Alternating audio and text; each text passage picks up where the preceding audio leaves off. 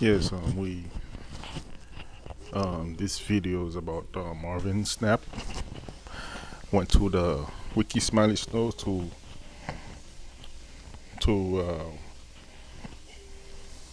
he received death threat about that the the $40,000 that everybody was talking about. So let's watch it. And pastor of the Chosen Vessel Church in Fort Worth, Texas. Joining us this morning is a friend of the show, Marvin Sapp. And good morning. Thank you for joining this morning. Thank you. And listen, let me say this. I'm not here to exploit the situation. You are my friend. Thank you, sir. And I'm a real friend. I'm a loyal friend. You understand? And I haven't even talked to you this week. No, because I know your phone was blowing up, but I had sense enough that everything that you sat here and said during the commercial break, I already knew. You don't have to explain that to me. I grew up in the church. And in your own way. In your own way. Let's start with the attacks that are on you and the death threats on you and your family. Well, let me just start. Just whatever way you want to start. Let me just start by saying first, Ricky, I thank you for this opportunity. Yes, sir. I thank you for the opportunity to be able to come on your show and for you to use your platform to give me a chance to just, add some context. Yeah. Some context and clarity to, a clip that, a whole lot of people have seen. Sadly, one of the things that has happened is, people have created a narrative that is absolutely not true. Number one, the narrative was created, excuse me, that I raised the money at my church, that I kept the people at my church hostage until I raised $40,000 for me. That's the narrative that has been shared, that I locked folks up in my church, that, I made them give $40,000 and I wouldn't allow them to leave until they gave it to me. And to be honest with you, that is absolutely false. Yeah. Number one, that offering was taken last year. This was a service that happened last August. Number two, it didn't happen at my local church. It actually happened at a national organization's international meeting where churches from all over the country, all over the world came together for the purpose of celebrating the Lord and Savior Jesus Christ. People took issue with me saying, shut the doors. Understand, I never said lock the doors. Yeah. I said shut the doors. Shutting doors mean that people still have the ability to go in and out. They've taken issue with my tone. And I can honestly say, looking at the video, maybe I was a little more assertive than I should have been. And I can apologize for that. I can apologize for that. But three things I need to make sure that people understood. Number one, the $40,000, if it was $40,000 that was raised, was never given to me. That money was raised for the purpose of taking care of the budget for their conference, not Marvin Sapp. Number two, it didn't happen at my church. It happened in Baltimore. Number three, people take issue with me being firm with the ushers. Anybody that goes to church, ushers one-on-one, that's the first thing they teach you as being an usher, is that there are 3 times you don't walk. You don't walk during the altar call. You don't walk during prayer. You don't walk during the offering. One of the reasons being is because of the sacredness of the moment. But it's also about security. As a pastor, we understand and we know that churches are being robbed at gunpoint. It's happening all over the country. This is not something I'm making up. This is factual.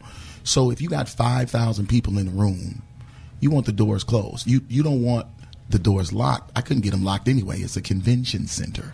But the doors needed to be closed, and there was a lot of pandemonium and stuff that was going on out there. But I wanted to share that first. But that ain't even the reason why I'm here. Here's the reason why I'm here. The reason why I'm here is because what has happened is people have taken clickbait and made something out of it that it isn't. And because of that, my church has been getting phone calls. People have called my church and cussed me out. My staff are afraid because I've received death threats over $20 and shut the door. People have come to our campus. They have come to my church to try to cause problems, issues, challenges. And again, my children, I don't look at comments. We was talking about this. You know, I don't read comments. When you got millions of followers, you ain't got time to be reading all the comments. You just don't have it. Right. My children do. And they are afraid. And the reason being is because I'm their only parent. I'm a widower. You know, they're afraid for my safety. So now we've had to update and increase security and all the things I've never had to do before because of the vitriol and the anger that people have shown, the things that they've said in my thread and stuff. And all of this is because of a misunderstanding. And I'm not blaming people. Let me be clear. I'm not blaming anybody because of their misunderstanding. I'm just saying in all you're getting, get an understanding. And if I'm sharing with you that the $40,000 that I was trying to raise, and again, I don't know if the organization got 40, 10, 20, any of it. I don't know. I'm hoping that I actually raised more money so that I can help the organization that has been such a great support to me.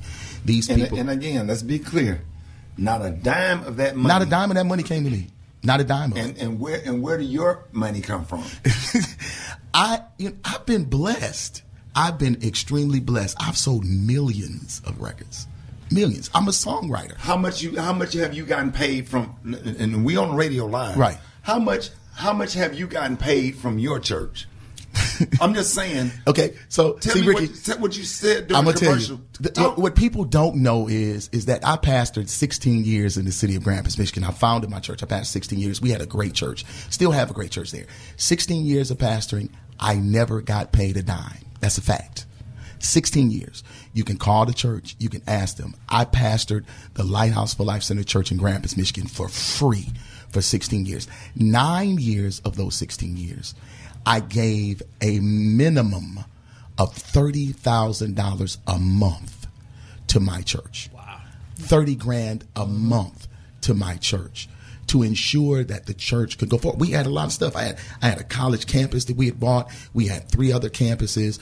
And my membership had dwindled after my wife had passed because I had to travel more in order to take care of me and my kids. Right. So, my membership, it dwindled, but we never lost anything. And as a matter of fact, this is factual. The day I announced the new pastor, I burned the mortgage of the church. When I left Grand Rapids, I left my church not only debt-free, but I left them with 6 figures in the bank and put a brand new pastor in and walked away and moved to Texas. I'm not walking around here trying to be a pimp. I'm not trying to take advantage of people. That's never been my passion. I'm serious about ministry. And let me go one step further. There's a whole lot of other pastors around here that are doing the same thing. Most pastors in America are bivocational, meaning they have jobs outside of their churches. The average church size in America is only 75 people. Look it up. It's factual. So we're not getting rich off the church. I am bivocational. I'm a W-2 employee at my church.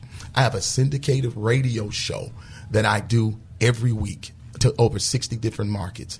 I own real estate. I have mutual funds.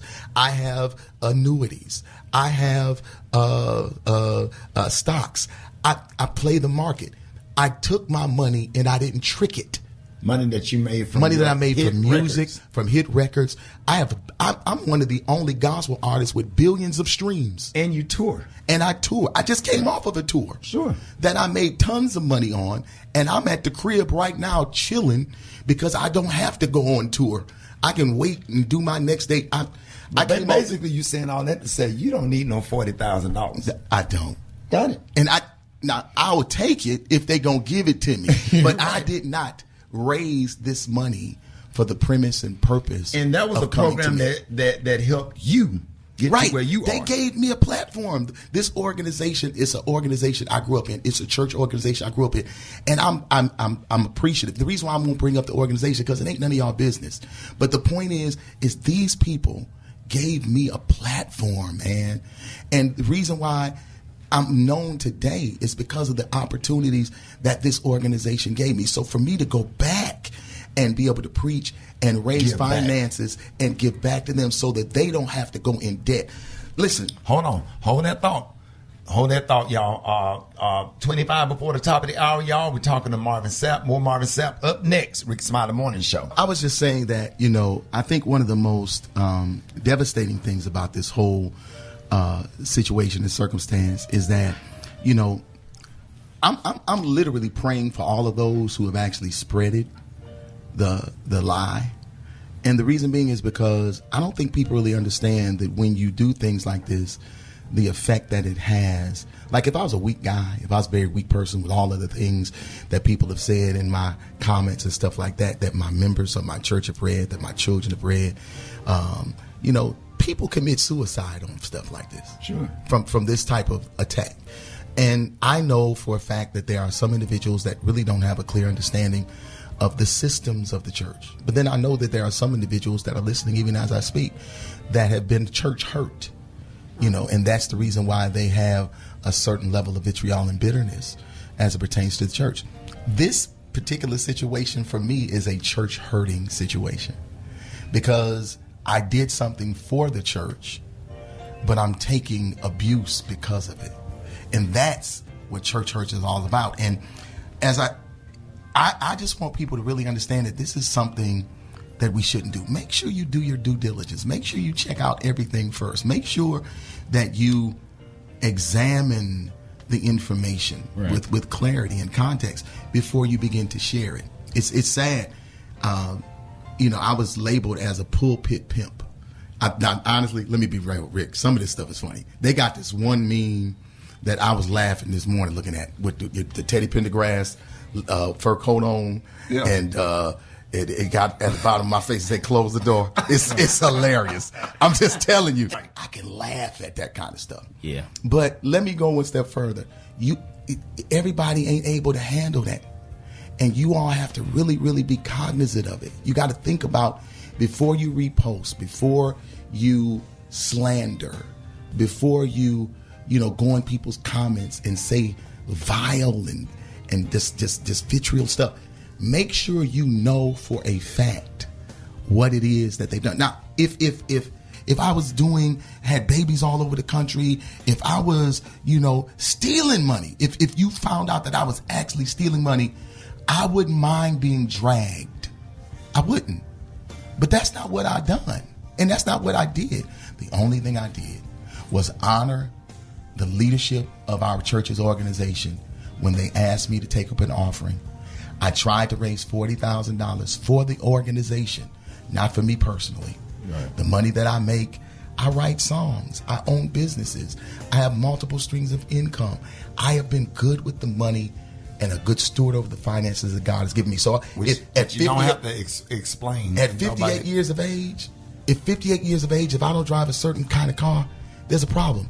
That means I tricked off my money. You worked hard for it. I work and still work hard. And on tour and getting on planes. Absolutely. Planes, trains, automobiles, hotels, motels, holidays. And rehearsals. And singing. And preaching on Sundays. Rehearsals and writing a song and producing and the hours and hours in the studio. Yeah, you worked hard for that. And what was your number one hits? My number one hit was Never Would Have Made It. Never Would Have Made It. 48 weeks at number one.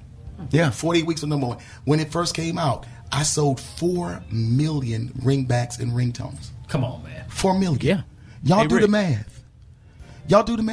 Who do you know that can work a job for 16 years and don't get paid? Who do you know that can give $30,000 a month to a church for 9 years? Do the math. Yeah. Do the math. And walk away from it. This ain't about $40,000. I don't know what it's about. Hey, but Marvin, I want to be clear. Go ahead, Kat. Go ahead. You've done a fantastic job of explaining in detail, the whole situation. You did better than me because I'd have been going off. No. You've done a fantastic job of explaining yourself. It brings to mind the saying that why run with the truth when the lie is way more entertaining. Absolutely. And that's what has happened in this case. And I respect pastors who actually do the good work like you're talking about. But I think it's become real popular over the last few years for people to attack people in your position. You know, it started with the whole, you know, Creflo Dollar and the plane thing. It just became real fashionable. But our people who are attacking you, you really need to examine your own life. If you are making death threats and typing out violent kind of things like that over this situation, you really need to sit back and think about where you are in life. That says a lot about you. That's crazy. I want to say this to you, man. God just put this on my heart, and I'm nowhere in ministry as you. I just love God, and I do a praise break on the show every morning. Remember what all y'all pastors taught us, that all of this is only a test. Oh, Doc, I believe in that. And let me close. I can close by saying this. I'm driving down the road, and honestly, the Spirit of the Lord spoke to me and said, Marvin, this is going to be a teachable moment. Mm-hmm. And I said, okay, God, well, what are you trying to teach me? He said, well, I'm trying to teach you exactly what you've been singing for years. That after this, you're going to be stronger. You're going to be wiser. Come on. You're going to be better. You're going to be so much better. And I want my church to know that, you know, I stand in integrity and that I'm here to protect the integrity of our church, the Chosen Vessel Church in Fort Worth. And while I'm here, I might as well invite all of y'all to come to University of Texas, Arlington, and be with me on Easter Sunday, because we're going to give God a crazy praise. We're going to magnify Him. We're going to glorify Him at 11 a.m. in Fort Worth. In the midst of all of this, in the midst of all of this, you can still find room to bring people close, to take this opportunity to use this situation to bring people closer to God. That says a lot about you. It's not about, you know, one of the things I've learned in pastoring, and one of my members asked me this yesterday. She was like, I don't understand how you can take this and keep smiling and preaching and you kind of acting like it's not bothering you. And I had to tell them, I've learned that sometimes God gives you a grace for certain situations in life. And this is one of the situations that I've been graced for. So, you know, at the end of the day, I'm not angry at anyone. I'm not upset. You know, I understand, you know, people, and I'm going to say this, no matter what I say, there are some people that have already made up their minds what they feel about Marvin Sapp. And they, no matter what I say, they're going to be like, well, he said this and he did that and da-da-da-da-da. So those aren't the individuals that I'm trying to convince. The individuals that I'm speaking to are those who may find themselves in this situation. And my prayer, and I promise you, I'm closing with this. You know, preachers always close 4 times anyway. But my prayer is that if you find yourself in this situation, that the grace that you didn't show me, that you still receive. My prayer is that the mercy that I did not receive, that you receive. And I promise you, I've been praying all week long and saying, Lord, you know, just don't let them have to go through what I went through. And the reason being is because I don't know if they possess the ability to handle it. Right. And I'm grateful that I do have a greater one on the inside of me that gives me the ability to stand in the midst of difficult situations. All right, y'all, ladies and gentlemen, love you, man. I love you too, man. Thank you so much. Marvin, I'm done. y'all. I'm done. All right, guys. Y'all heard it. Let me know what you think in the comment. Below the comment. Let me hear your guys' thought. Subscribe. Link in the bio where this video came from.